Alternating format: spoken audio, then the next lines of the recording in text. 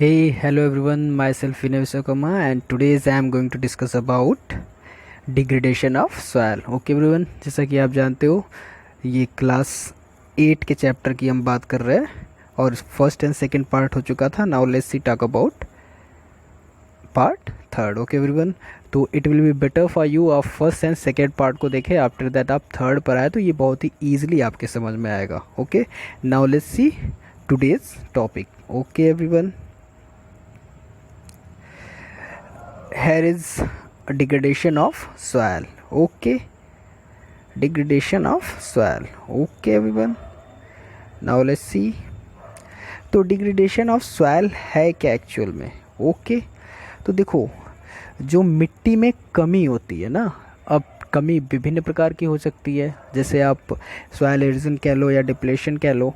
ठीक है, ये सारी मिट्टी में कमी मतलब जो उनकी उर्वरा शक्ति है उसमें भी कमी हो, या फिर जो हमारे पास एक्चुअल मिट्टी बची हुई है, ढेर सारे जो हमारे पास ज़मीन होती है, जो जो हमारा अर्थ होता है उस पे से धीरे धीरे बारिश के कारण या फिर डिफरेंट टाइप ऑफ जो ideas, different type of work होते हैं उसके थ्रू अगर मिट्टी का डिग्रेडेशन हो रहा है तो उसी के बारे में हम पढ़ते हैं, मतलब एक तरह से कटाव या फिर मिट्टी में कमी. ठीक है, now let's C. Here is soil erosion and soil depletion are the major threats to soil as a resources. ठीक है, कह रहा है कि जो हमारा soil erosion है और soil depletion है वो क्या है, मेजर थ्रेट है किसका, soil as a resources में. Okay, now let's C soil erosion क्या होता है. soil erosion ये होता है मिट्टी में कमी या कटाव होता है. डिप्लीशन मतलब ये सारी चीज़ें होती हैं कटाव. ठीक है, मिट्टी में या कटाव हो रहा है या फिर उसकी उर्वरा शक्ति कम हो रही है या फिर मिट्टी में कमी आ रही है, ये सारी चीज़ें जो हैं वो मेजर थ्रेट्स है किसके लिए, लैंड रिसोर्सेज के लिए. ओके एवरीवन, सॉइल रिसोर्सेज के लिए. यहाँ तक आई थिंक समझ में आया होगा. नाउ लेट्स सी नेक्स्ट क्या रहा है कि the removal of the top layers of the soil on a layer scale by rain water, wind और humus is called soil halogen.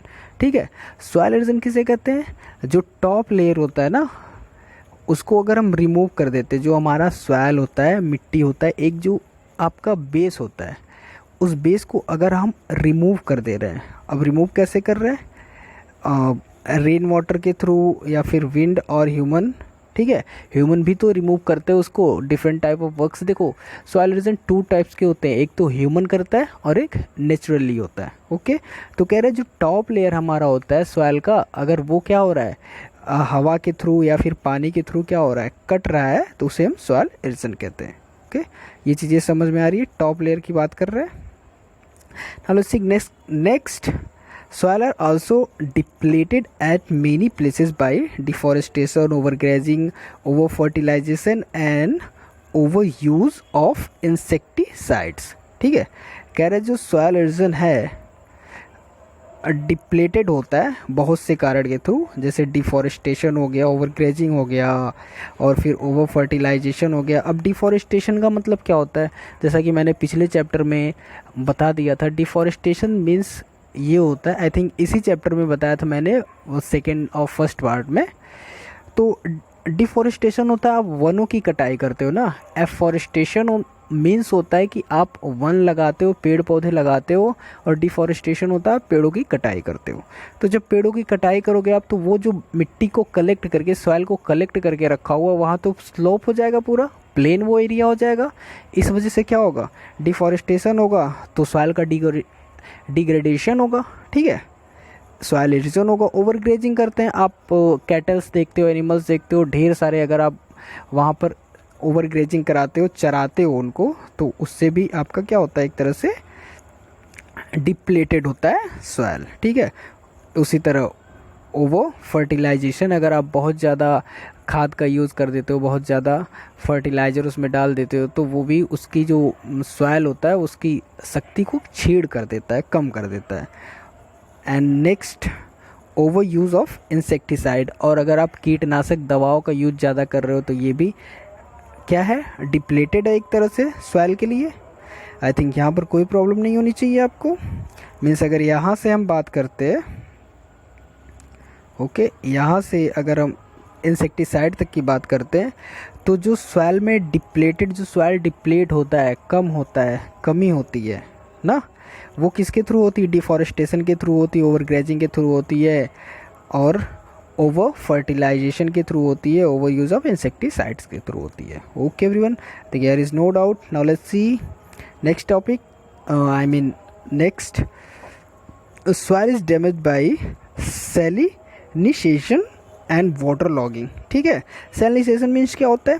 ये देखो सॉल्ट ना, सॉल्टी हो जाता है एक तरह से, and water logging if it over watered. ठीक है, देखो कह रहा है कि अगर आप कोई सॉइल है, वहाँ पर कोई ज़मीन है, ठीक है, कोई सॉइल है, वहाँ पर ढेर सारे पानी ला दो, वहाँ पर वाटर लॉगिंग कर दो, बहुत ढेर सारे पानी वहाँ पर जमा हो जा रहे हैं, तो धीरे धीरे कहाँ पर हल्का हल्का सॉल्ट में परिवर्तित हो जाएगा ना। आगे देखते फिर और अच्छे से समझ में आएगा। Water landslide and running water of floods also depleted और डिग्रेड द सॉइल। जो लैंडस्लाइड होता है, लैंडस्लाइड मैंने बताया पार्ट सेकेंड में, मैंने बताया लैंडस्लाइड क्या होता है, भूस्खलन, जो लैंड होती है वो स्लाइड कर जाती है, खिसक जाती है, and running water of floods also depleted और डिग्रेड द सॉइल। और जो हमारी बाढ़ का पानी होता है वो भी क्या करता है? डिप्लेट करता है या फिर डिग्रेड करता है हमारे सॉइल को। ओके एवरीवन, नाउ लेट्स सी, दस बोथ नेचुरल और human factors lead the soil degradation. तो यहाँ पर कह रहा है कि जो बोथ फैक्टर्स हैं हमारे, ठीक है, ये जो दोनों फैक्टर्स हैं कौन कौन से, नेचुरल और ह्यूमन के थ्रू, वो क्या करते हैं? वो लीड करते हैं सॉइल डिग्रेडेशन को। मतलब नेचर के थ्रू भी होता है, सॉइल डिग्रेड होता है हमारा, ठीक है, और ह्यूमंस के थ्रू भी होता है। अब ह्यूमन के बारे में मैंने बताया कि ओवर ग्रेजिंग करते हैं, ओवर फर्टिलाइज़र करते हैं, इंसेक्टिसाइड करते हैं, डिफॉरेस्टेशन करते हैं, ये ह्यूमन मेड हो गया, मतलब ह्यूमन के थ्रू हो रहा है। और जो नेचुरल होता है वो आपका रेन वाटर हो गया, ठीक है, विंड हो गया, ये सारी सॉइल इरोजन या डिप्लेटेड के कारण बनते हैं। Okay, now let's see next, here is degree of soil erosion depend on composition and texture of the soil, slope of the land, climate and method of cultivation। कह रहा है ये जो डिग्री है ऑफ सॉइल इरोजन की, वो depend करती है किसके? Composition and texture. सॉइल की कंपोजिशन और टेक्सचर पे डिपेंड करती है कि सॉइल कैसा है, ठीक है, कोर्स सैंडी या फाइन क्ले, मतलब चिकनी मिट्टी टाइप का है, या फिर कोर्स सैंडी हल्का हल्का बालू टाइप का, मतलब थोड़ा मोटे टाइप का ना। देखो यार, अगर चिकनी मिट्टी होगी तो वहाँ पर डिग्रेड बहुत जल्दी होगा, सॉइल इरोजन बहुत जल्दी होगा, पानी हल्का सा पड़ रहा है तो उसको बहा करके लेके चला जाना है। ओके, और अगर थोड़ी सी मिट्टी वहाँ पर मोटी मोटी है, कंकड़ पत्थर टाइप के हैं, तो वो क्या करते हैं? सैंडी टाइप के, तो वो पानी बहा करके नहीं ले पा जाता है, जितनी आसानी से ये फाइन क्ले को लेकर के चला जाएगा। Okay everyone, I think here is no doubt. Slope the land होता है, ठीक है, जो भूमि स्लोप होती है उसमें भी क्या होता है? आप सॉइल इरोजन कर सकते हो, डिग्रेडेशन हो सकता है, ठीक है। Climate and method of cultivation, और मेथड ऑफ कल्टीवेशन भी होता है। आप कल्टीवेशन कैसा कर रहे हो, आपका मेथड कौन सा है, वो यूज़फुल है कि नॉट यूज़फुल है, ठीक है, जो भी हो, ये सारी चीज़ें होती हैं। अब देखो यूज़फुल और अनयूज़फुल का मीन्स क्या होगा। अगर आप कल्टीवेशन कर रहे हो तो डिफरेंट टाइप ऑफ कल्टीवेशन होते हैं, कौन सा बेनिफिशियल है सॉइल के लिए ये डिपेंड करता है, ठीक है। तो now let's see next topic है हमारा वाटर लॉगिंग। वाटर लॉगिंग की बात करते हैं। अब वाटर लॉगिंग क्या होता है? देखो वाटर बहुत ज़्यादा ही जहाँ ओवर फिल्ड हो जाते हैं, कोई एक ज़मीन ले लो, वहाँ पर ढेर सारे वाटर को क्या कर दो, रख दो, मतलब पानी ढेर सारे उस मिट्टी में या उस लैंड में आप बहा दो, तो ये वाटर लॉगिंग हो जाता है। अब है क्या ये एक्चुअल में? नाउ लेट्स सी डिटेल में बात करते हैं वाटर लॉगिंग क्या है। लॉगिंग अकर्स, ठीक है, यहाँ पर कह रहा है कि व्हेन लो लेइंग फील्ड्स और over filled with water logging occurs, मतलब जहाँ पर अगर पानी बहुत ज़्यादा हो जाता है तो ये वाटर लॉगिंग को अकर करता है, ठीक है। आई थिंक यहाँ पे समझ में आया होगा। ढेर सारा पानी जहाँ पर हो जाएगा वो वाटर को क्या करेगा, उसको वाटर लॉगिंग बोलते हैं हम। अब इसके डिमेरिट्स क्या है, इसके नुकसान क्या है, इसकी बात करते हैं वाटर लॉगिंग के। ओके, कह रहा है यहाँ पर this bring dissolve salt to the soil surface where they collect at the roots of the plants और एज अ थिन क्रस्ट। ठीक है, यहाँ पर कह रहा है कि वो डिज़ोल्व कर लेता है साल्ट को। अगर ढेर सारा पानी, आप देखो सिंपल सी बात मैं बता रहा हूँ, एक छोटा सा आप वेस्ट ले लो ना, गमला ले लो, बड़े की बात छोड़ दो, आप एक छोटा सा वेस्ट ले लो, गमला ले लो, वहाँ पर कोई पौधा लगा दो आप, ठीक, और पानी से ढेर सारा फिल कर दो, डेली कंटिन्यू उसको पानी से फिल करते रहो, तो ये बेटर नहीं होगा आपके लिए। क्यों नहीं होगा, आगे बात करते हैं कि ये बेटर क्यों नहीं है। कह रहा है कि अगर आप डिज़ोल्व कर दोगे, ढेर सारे पानी को डिज़ोल्व करोगे तो वो सॉल्टी सॉल्टी टाइप का हो जाएगा। ठीक है, और जो सॉइल सरफेस है वह they collect roots of the plants और एज अ थिन क्रस्ट, वो जो आपका एरिया होगा ना, प्लांट के पास का जो एरिया होगा वहाँ पर ढेर सारे पानी को आप करोगे तो वो थोड़ा सा सॉल्टी हो जाएगा और एक पतली सी परत बना देगा, किसकी, सॉल्ट की। ठीक है, उस रूट के पास, उस प्लांट के पास, उस रूट के पास collect the roots of plants as a thin crust, एक पतली सी क्रस्ट बना देगा। Rapid evaporation this water also leave the dissolves salts in the soil. ठीक है, वो सॉइल में क्या करेगा, अब वहाँ पर सॉल्टी हो गया थोड़ा सा एरिया, तो और अगर आपका जो वाटर है वो इवेपोरेट हो जाता है तेज़ी से, तो अपने साल्ट को वहाँ पर छोड़ देगा, उस प्लांट के पास हल्का सा साल्ट को छोड़ देगा। ठीक है, और जब साल्ट को छोड़ देगा तो मैंने बताया वहाँ पर एक पतली सी क्रस्ट बन जाती है, परत बन जाती है, जो कि वो एरिया जो होता है सॉल्टी सॉल्टी हो जाता है। इस वजह से thus air does not reach the roots of the what, हाँ, of the saline water harm the plants. ठीक है, और वो क्या करते हैं, डज नॉट वाटर, जब साल्टी हो जाएगा वहाँ पर एक क्रस्ट बन जाएगा तो वहाँ पर हवा ऑब्वियसली नहीं जाएगी, और अब हवा नहीं जानी है तो फिर प्लांट को ग्रोथ करने में प्रॉब्लम होगी, ये कह रहा है। और सैलिनी वाटर जो होगा वो हार्म करेगा प्लांट को। ओके एवरीवन, तो अगर यहाँ से यहाँ की बात करते तो ये कह रहा है कि अगर आप वाटर लॉगिंग करते हो, बहुत ज़्यादा वाटर किसी भी सॉइल में या किसी भी खेत में, किसी भी लैंड में आप डाल देते हो बहुत ढेर सारी, तो वो जो वाटर होता है वो इवेपोरेट होकर के ऊपर चला जाएगा, और जो हल्का सा साल्ट होता है, जो साल्टी वहाँ पर होता है, वो क्या करेगा, एक हल्का सा क्रस्ट बना देगा उस सॉइल के ऊपर। अब जब सॉइल के ऊपर हल्का सा एक क्रस्ट बना देगा तो वहाँ से एयर क्या हो जाएगी, पास आउट नहीं हो पाएगी। भाई रूट को हवा चाहिए ना हल्की सी, तो मिट्टी कितनी भी हो वो ईजिली हवा को ले लेते हैं, तो रूट में हवा नहीं पहुंच पाएगी, और इस वजह से क्या होगा, जो हमारे प्लांट्स होंगे उनको ग्रोथ करने में प्रॉब्लम होगी। ठीक है, तो ये हो गया आपका वाटर लॉगिंग से सॉइल इरोजन क्या होता है, डिप्लेशन क्या होता है, डिग्रेडेशन क्या होता है। ओके, ये देखो एक्टिविटी की बात किया है यहाँ पे, तो आई थिंक एक्टिविटी आप एक बार ट्राई करिएगा। इफ़ यू हैव कुछ नहीं समझ में आ रहा है तो आप लेट्स टॉक अबाउट इट, हम बात करेंगे बाद में उसके बारे में, आप कमेंट करना सेक्शन में। नाउ लेट्स सी नेक्स्ट, देखते हैं कंजर्वेशन ऑफ सॉइल। देखो कंजर्वेशन ऑफ सॉइल की बात करते हैं हम। I think you know very well what is the conservation of soil. अब कंजर्वेशन ऑफ सॉइल क्या होता है, कंजर्व करना, सॉइल का संरक्षण करना, एक तरह से सॉइल को बचाना, देखभाल करना उसकी। कह रहे soil conservation is an effort made by the human to prevent soil erosion and depletion and thereby retain the fertility of the soil। ठीक है, कह रहा है जो सॉइल हमारा कंजर्वेशन है उसे हम क्या कर सकते हैं, इफर्ट मेड बाय ह्यूमन। ठीक है, ह्यूमन के द्वारा कुछ प्रयास किया जा रहा है प्रिवेंट द सॉइल इरोजन और डिप्लीटेशन में। ठीक है, डिप्लेशन में, and thereby the retain the fertility, जिससे कि उसकी फर्टिलिटी बनी रहे।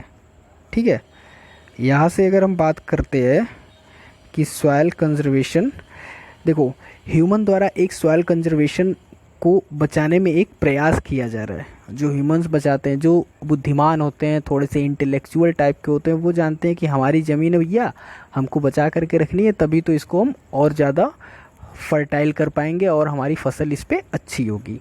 तो वो एक प्रयास करते हैं, वो बचा सकते हैं। ठीक है, इससे अब कैसे बचा सकते हैं?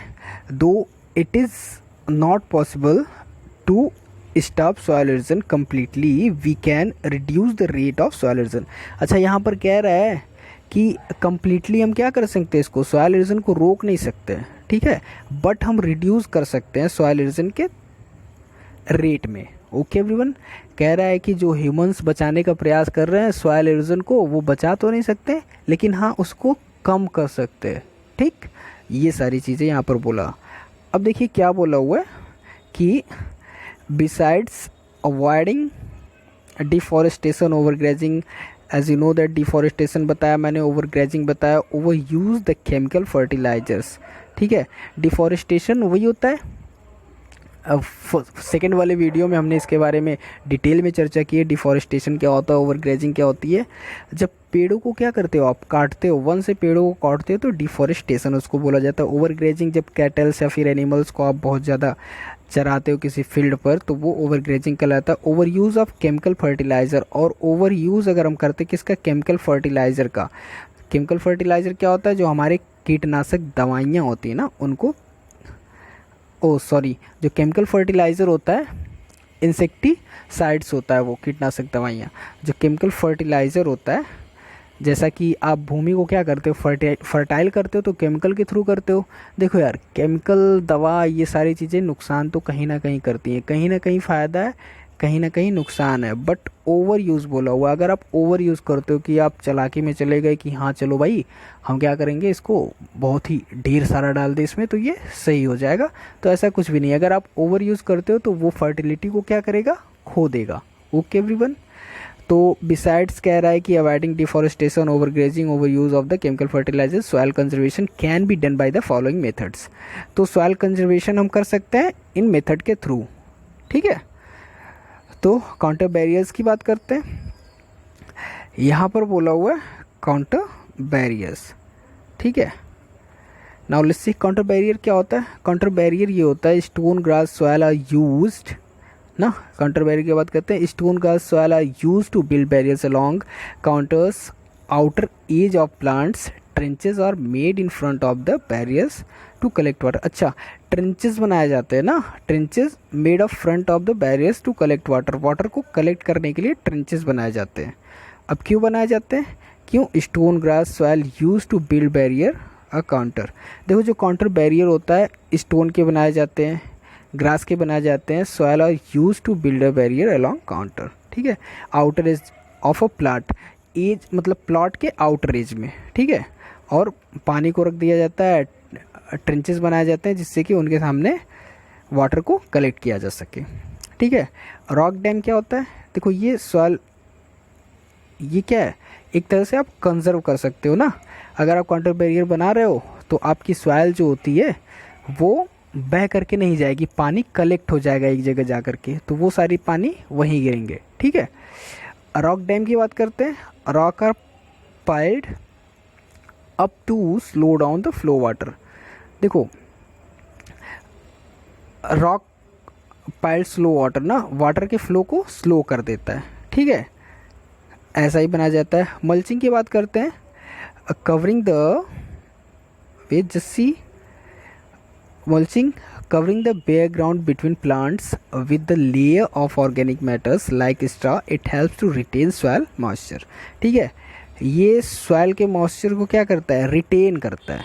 अब देखो कह रहा है covering the bare ground between plants. देखो प्लांट्स जो होते हैं ना, आप प्लांट्स लगाओगे तो देखोगे आप जगह जगह हल्की सी खाली जगह होती है, ऐसा तो है नहीं पूरा एक तरह से लगा दो जैसे आप प्लास्टर करते हो या फिर आप रूफ बनवाते हो, ऐसा तो कुछ नहीं है। तो प्लांट लगाओगे तो कहीं कहीं जगह छोड़ करके भाई वो प्लांट बड़ा होगा तो एक स्पेस लेगा पर्टिकुलर अपना, इसलिए जगह जगह छोड़ देते। तो जो उनके बीच में जगह होती है ना, जो मिड बिटवीन जो स्पेस होता है उसके बीच में आप क्या कर सकते हैं, ऑर्गेनिक मैटर्स लाइक स्ट्रा, आप एक लेयर बना सकते हैं। किसकी, ऑर्गेनिक मैटर की, लाइक स्ट्रा, मतलब आप कुछ भी रख दो, घास फूस रख दो, जो जगह होती है बीच बीच में, तो क्या करेगा, it's help to retain the moisture, वो मॉइस्चर को बनाए रखेगा, वो नमी को वहाँ पर बनाए रखेगा। सिंपल सी बात है, जब वहाँ पर नमी को ईजिली बनाए रखेगा, वहाँ से सॉइल क्या होगा, कंजर्वेशन होगा। एक तरह से आप रख देते हो तो हवा नहीं आएगी, उड़ करके जाएगा नहीं, ठीक। तो ये उसको ढका रहेगा, एक लेयर बन जाता है ये सारी के। इंटरक्रॉपिंग की बात करते हैं। इंटरक्रॉपिंग कह रहा है कि growing different crops in alternate row.